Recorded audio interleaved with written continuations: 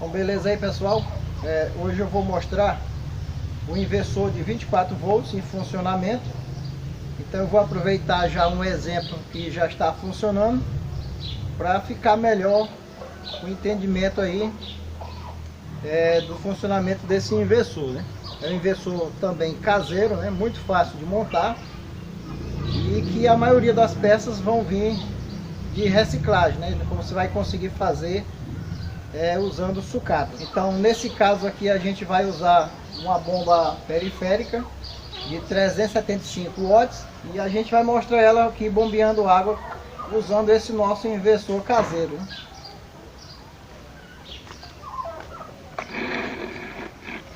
Então o objetivo aqui era ficar um mês em teste, mas aí, como a gente sabe que às vezes a gente deixa uma coisa improvisada e fica aí por muito tempo. Então já fazem agora 4 meses com esse sistema funcionando. Então desde novembro de 2017. Então esse inversor nós vamos desmontar parte por parte, né? Então uma característica dele aqui é que a gente está somando 2 transformadores para aumentar mais a potência. Então aqui a gente está usando o SG3525 como oscilador da primeira etapa. E uma novidade aqui é que os MOSFETs da primeira etapa, a gente está usando um que a gente encontra bastante nas sucatas. É o IRF 630, né? Então eu vou explicar mais na frente porque que eu estou usando o IRF 630 na primeira etapa. Visto que ele não é um MOSFET característico de primeira etapa, né? Por quê? Porque ele é um MOSFET de alta tensão e baixa corrente, né? Então não deveria estar usando ele aqui na primeira etapa, mas quando a gente estiver desmontando eu vou explicar o porquê, né? Então a segunda etapa é aquela que a gente já viu. Então e aqui na segunda etapa a gente está usando um sistema de ajuste da tensão, né? Aquele sistema simplificado para ajustar a tensão da saída. Então ele é um inversor para 24 volts. A gente está usando aqui 2 baterias. Então aqui temos um controlador de carga caseiro, né? Então ele aqui é baseado no chip do Arduino. Então nós temos aí um ATmega 328. No próximo vídeo eu vou explicar detalhadamente o funcionamento deste controlador de carga. Então aqui na saída 220 a gente está ligando a bomba periférica, né?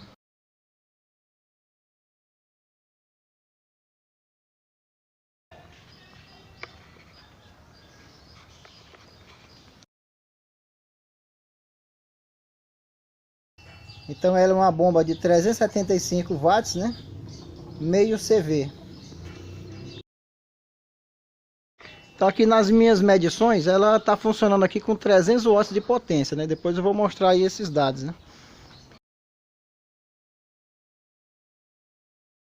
Então agora a gente está no mês de fevereiro de 2018. Então, aqui já está agora na temporada das chuvas, o poço aqui já está bastante cheio. Mas em novembro de 2017, então o nível da água estava em 10 metros, né, de profundidade. Então esse cano aqui ele está com 10 metros de profundidade. Então está testado aqui com 10 metros já. Então aqui eu deveria estar usando o cano de 32 milímetros, né? Tanto aqui para puxar água como aqui para na saída da água, né? Mas eu estou usando aqui o cano de 20 milímetros, né? Então dessa forma eu estou forçando muito o sistema, né? A bomba está trabalhando com a pressão bem maior, né? Eu vou forçar o funcionamento da bomba e vou forçar também o funcionamento do inversor. Mesmo assim, o desempenho dela está satisfatório aqui. Então essa bomba, ela está sendo usada aqui nessa propriedade para encher 2 caixas d'água, né?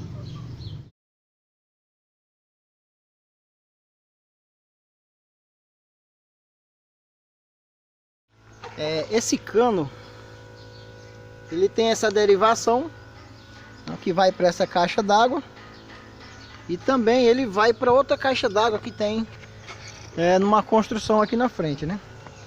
Então ele está sendo usado também para encher aquela outra caixa d'água que está naquela construção ali.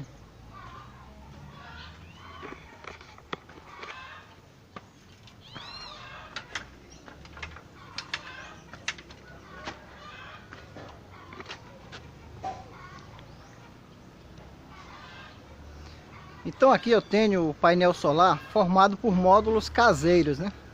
Então inclusive eu já mostrei alguns desses módulos aí nos vídeos do canal, né?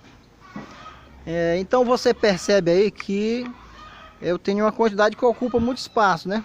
Porém, a minha capacidade aqui é apenas de aproximadamente aí uns 130, 140 watts de potência, né? Porque nesse caso é uma montagem caseira e não é um espaço otimizado, né? Onde eu estou usando aqui tampas de fogão, né? Para fazer aqui a proteção das células, né?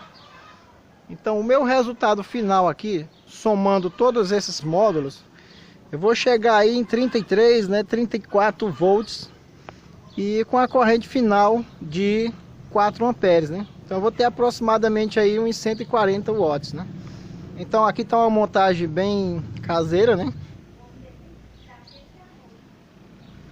Então como a tensão já é um pouco mais alta, né? Eu estou descendo um cabeamento aí não tão grosso assim, né? Cabeamento é um cabo usado em instalação elétrica. É um cabo aí aproximadamente aí de 3 milímetros, né? Então esse aqui é o cabeamento que vem do painel solar, né? Então aqui nós temos o positivo do painel solar, o negativo do painel solar. Então aqui o positivo da bateria e o negativo da bateria, né? Então, e esses dois aqui é a chave liga e desliga aqui do inversor. Então para ficar mais fácil a visualização, eu vou tirar aqui.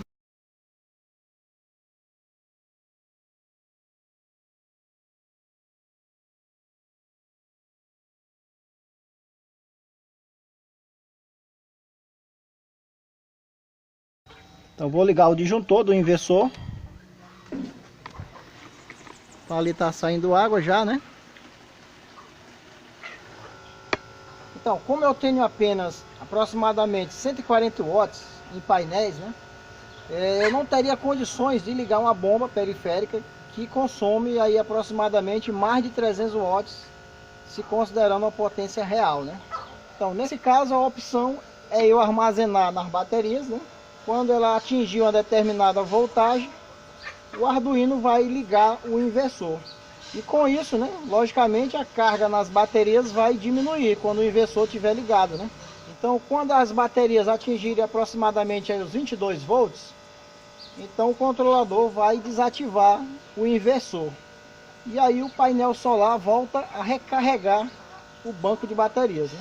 Então, e dessa forma, né, enquanto tiver irradiação solar, eu vou estar ligando e desligando minha bomba e assim enchendo a minha caixa d'água, né? Então agora, para a gente fazer um teste melhor, eu vou desmontar aqui os módulos e fazer um teste mais próximo ali da bomba, né? Então aqui tem a bomba periférica.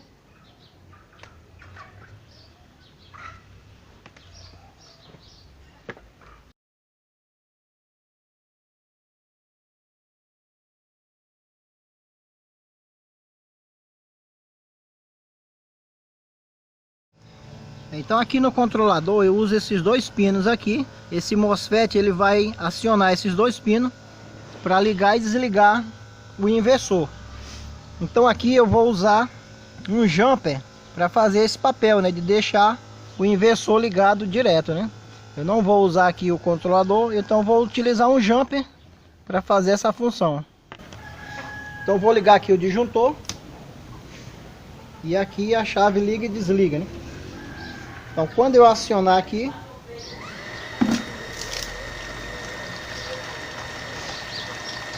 quando eu desligo, né?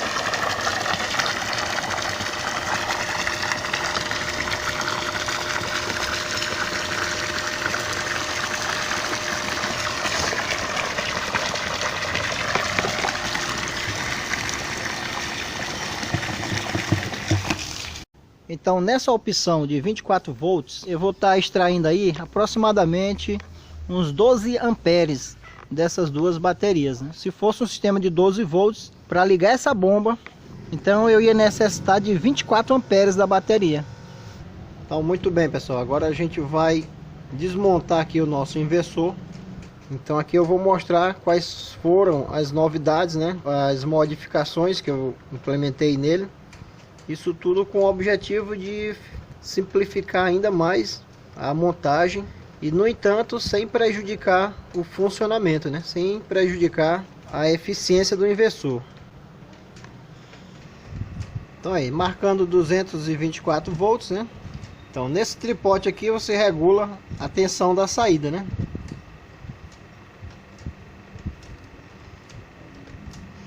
Vê que aqui eu consigo chegar até 297 volts, né?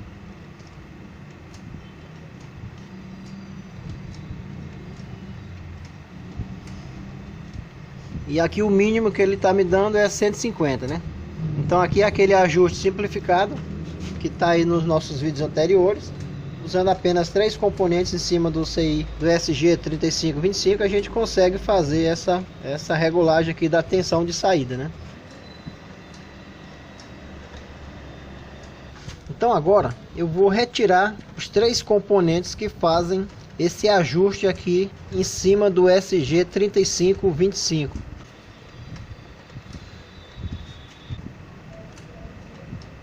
Certo, então agora eu estou sem o meu ajuste da tensão da saída, né? Então vou ligar agora aqui. E a gente vê que na saída vai chegar aí próximo aos 300 volts, né? Isso porque eu estou somando aqui 2 transformadores. Então esses 2 transformadores vão me entregar uma tensão bem elevada aqui para a segunda etapa, né? Na medida que eu estou somando agora esses 2 transformadores, eu não posso usar a segunda etapa sem o ajuste, né? Porque a tensão fica muito elevada, né? Lembrando também que nesse caso aqui, eu tenho na saída uma onda quadrada, né? E na medida que eu uso os componentes aqui para fazer esse ajuste simplificado, então a partir daí eu já passo a ter uma senoide modificada, né?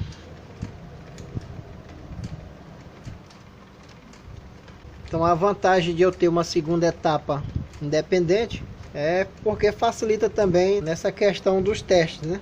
Eu coloquei aqui um fusível.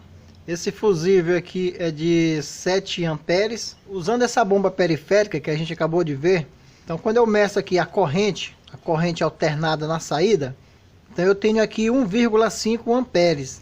E a tensão de 220 ela cai para 210. Se eu multiplicar 1,5 que é a corrente pelos 210, eu vou ter 315 watts, né? Então a potência dessa bomba periférica, no momento em que ela está enchendo as 2 caixas d'água, é de 315 watts, né? Então aqui na saída AC, eu uso aqui um fusível de 7 amperes, porque quando você liga a bomba, ele vai dar o pico, né? E esse pico chega aí aos seus 5 amperes. Então esse capacitor eu retirei de uma sucata de monitor de tubo. Esses 4 diodos ultra fast também eu retirei de um monitor de tubo, né? Então desse lado eu estou usando STTA 812, né? Esse outro aqui é o STTA 806. Então aqui do outro lado eu também estou usando outro STTA 812, né? E um RU 30100. Então eu gosto de mostrar porque muitas vezes a pessoa fica em dúvida, né, se pode misturar diferentes valores, né? Então nesse caso o importante é observar as características. Nesse caso aqui eu estou usando aqui, ó, o STTA 812, ele é de 8 amperes 1200 volts, né? O STTA 806 é de 8 amperes 600 volts. E o RU 30100 ele é 30 amperes e 1000 volts. Na verdade, se os 4 fossem apenas 8 amperes 600 volts, já poderia usar tranquilo, né? Não tem problema. Então, no entanto, se for realmente necessário comprar, né? Uma boa opção é o MUR 1560, né? Então esse 15 aqui representa os 15 amperes. E esse 60 quer dizer que ele é para 600 volts. Esse transistor, o 13003, então aqui eu estou utilizando o 13005. Porque muitas vezes as pessoas perguntavam se podiam usar o 13005. Então aqui eu posso usar o 13001, né? 13002, 13003 e o 13005. Já foram aí testados com sucesso. E também muita gente pergunta se pode usar o 13007, né? Ou o 13009. Esses dois últimos eu não recomendo, porque nos testes que eu já fiz não deram um bom resultado, né? Então alguns componentes às vezes eu soldo aqui diretamente por cima, né? Eu prefiro às vezes fazer a soldagem aqui por cima, né? Para facilitar na questão dos testes. Então o circuito oscilador é apenas o circuito integrado, o capacitor aqui e o resistor, né? O resistor inclusive eu coloquei aqui por baixo. Então eu estou utilizando aqui um capacitor de 100 nanofarad, né? 104. Ele está em paralelo com esse capacitor eletrolítico aqui, dessa alimentação que vai para o circuito integrado, né? E aqui também mais próximo do CI eu coloquei outro capacitor. Ele é de 47 microfarad por 16 volts. Na realidade esse capacitor aqui está em paralelo com esse outro aqui.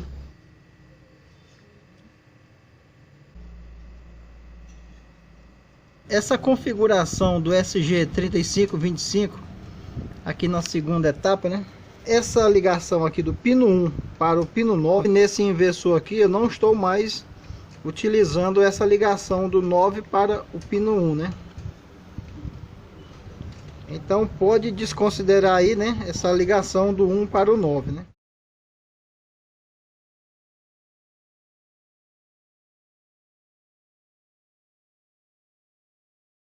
No demais permanece tudo como está aqui no esquema, né? E aqui nos MOSFETs de potência, né, da ponte H, eu estou utilizando o IRFP 460.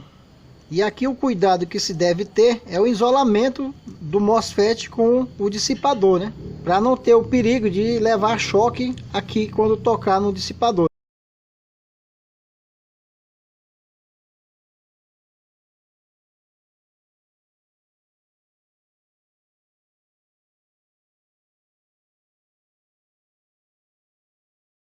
Então veja que um pulso é ligado aqui, né? E o outro ligado aqui, né? Onde eles estavam sendo soldados aqui nos resistores de 8.2 ohms. Então onde cada um vai para os gates dos MOSFETs. Então esse cabo vem aqui, né? E vem aqui para uma mesma situação com esses dois MOSFETs, né? Enquanto esse outro aqui faz a mesma coisa agora com esse outro aqui, né?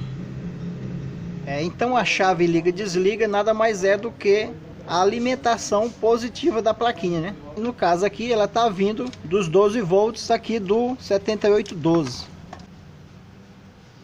Então aqui nós temos o 7812, né? O primeiro terminal está ligado na alimentação 24 volts, o terminal central está ligado no negativo e o terceiro pino do 7812 é a saída 12 volts, que vai justamente alimentar a plaquinha do oscilador, né?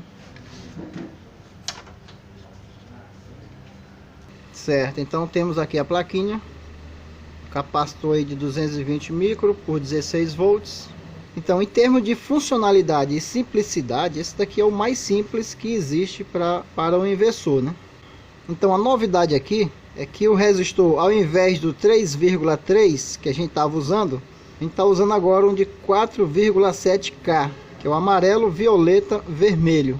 O capacitor de 4,7 nanofarad. Certo, então o circuito do oscilador nada mais é do que isso aqui. Então agora a gente vai usar o 4,7K. Então por que isso, né? Porque usando o 3,3K, a frequência fica aproximadamente aí os 45 kHz. Então quando eu aumento a resistência, eu diminuo a frequência, né? Então usando esse resistor agora, a frequência vai diminuir para aproximadamente 30 ou 32 kHz, né? Então dessa forma o funcionamento do inversor ficou bem melhor.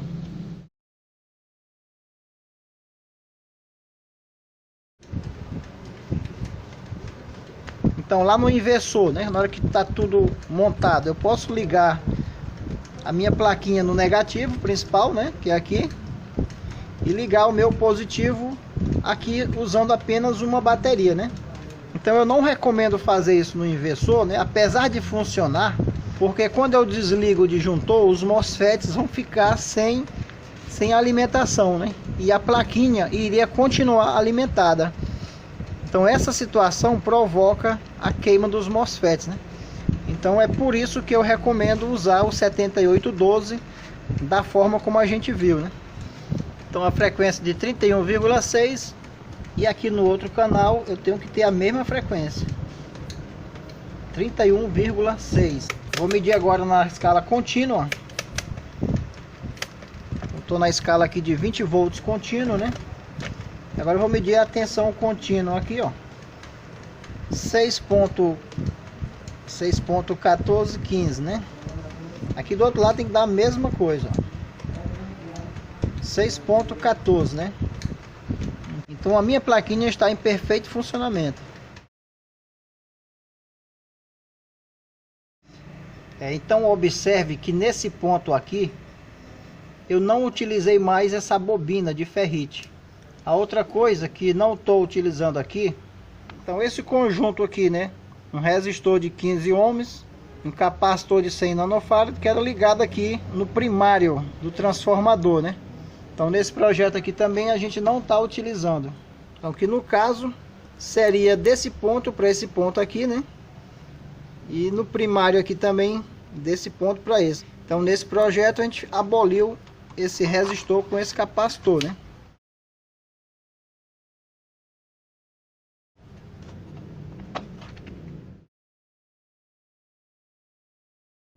Então esse daqui é 1000 por 50 e esse outro 1500 por 35, né? Então lembrando que esses capacitores que eu aproveito de sucata, né? No caso, se você for realmente comprar, já é preferível que se compre um de 2200 por 50 volts. Então nesse capacitor eu coloquei em paralelo um capacitor de 100 nanofarad, um capacitor cerâmico. Então aqui também eu aproveitei para colocar o 7812, né? Então eu gosto de mostrar dessa forma porque facilita muito o entendimento para muitas pessoas, né? Então na medida que você vai tendo entendimento, então você vai fazendo sua própria montagem numa placa impressa, né? Então, mas a minha recomendação primeiro é que você monte do jeito que eu mostro, porque aqui você está evitando, né, muitos casos de impedância, está evitando aí muitos casos de capacitância, de indutância, né? Porque numa trilha de circuito impresso, se não forem bem calculados, você pode ter esses problemas. Então essa associação em série desses dois transformadores, no caso aqui eu estou utilizando desse pino para esse, e aqui dos dois extremos, né, eu mandei para a segunda etapa, né, certo? Só que nem sempre pode ser que seja dessa forma. Isso vai depender do sentido do enrolamento secundário aqui do transformador. Caso eu fosse utilizar uma tensão para 127 volts, eu colocaria as duas tensões aqui em paralelo, né? Então outro detalhe é que essas soldas aqui tem que ser feita pelo menos, né, por um ferro de 60 watts, né, para que essas soldas fiquem bem feitas, né? Certo? Então como a gente está usando para 24 volts, a gente está utilizando aqui essas duas entradas aqui, né? Então esses dois fios vêm aqui, cada um para o dreno desses MOSFETs, né? E esses outros dois vêm aqui para o dreno desses outros MOSFETs. Então todos os sources, né, estão todos ligados no negativo, né? Então aqui como base eu estou utilizando simplesmente uma placa aqui de PVC, né? Então aqui praticamente nós temos os dois kits iguais que a gente estava somando, né?